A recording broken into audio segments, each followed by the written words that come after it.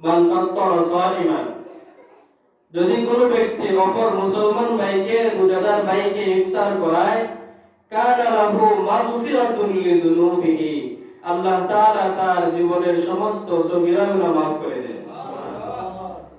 ওয়া ইতকু রাকাবাতিহি মিনান নার, আর একটা গোলাম আযাদ করার সওয়াব দান করেন। সুবহানাল্লাহ।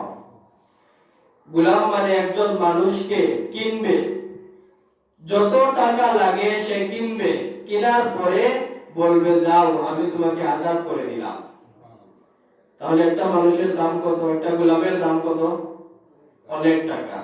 একজন রোজাদার ভাইকে ইফতার করাইলে আল্লাহ তাআলা সেই সওয়াব দান করেন। সুবহানাল্লাহ।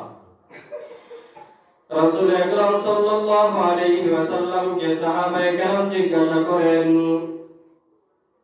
ও আল্লাহর রাসূল সাল্লাল্লাহু আলাইহি ওয়াসাল্লাম, এমন অনেক মানুষ আছে যাদের কোনো সামর্থ্য নাই, মা নুফাত্তিরু বিহিস সাইম, রোজাদারকে যে ইফতার করাবে এই পরিমাণ সামর্থ্য আমাদের মাঝে নাই, আমরা এখন কি করতে পারি?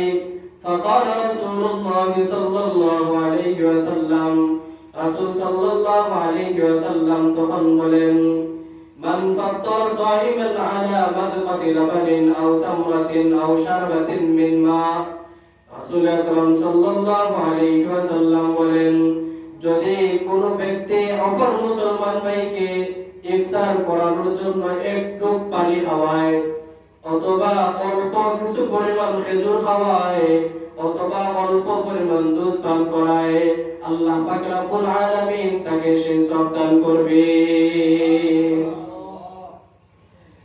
এই তাহলে একটু একটু পান করালে আল্লাহ তাআলা সওয়াব দান করবেন। ওয়া মান আশবা সাইমান, যে ব্যক্তি একজন রোজাদারকে একেবারে পরিতৃপ্ত করে ইফতার করাবে, আল্লাহর রাসূল বলেন, সাকাহুল্লাহু মিন হাউজি, আল্লাহ তাআলা তাকে হাউজে কাউসারের পানি পান করাবেন। সুবহানাল্লাহ।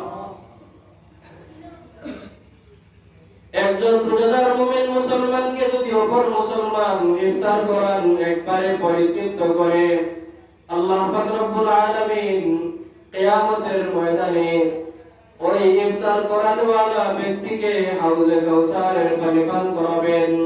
লা ইয়াযমাউ হাত্তা ইয়াদখুলাল জান্নাহ, এমন ভাবে হাউজে কাউসারের পানি পান করবে ওই ব্যক্তির জান্নাতে যাওয়ার আগ পর্যন্ত কোনোদিন পিপাসা লাগবে না।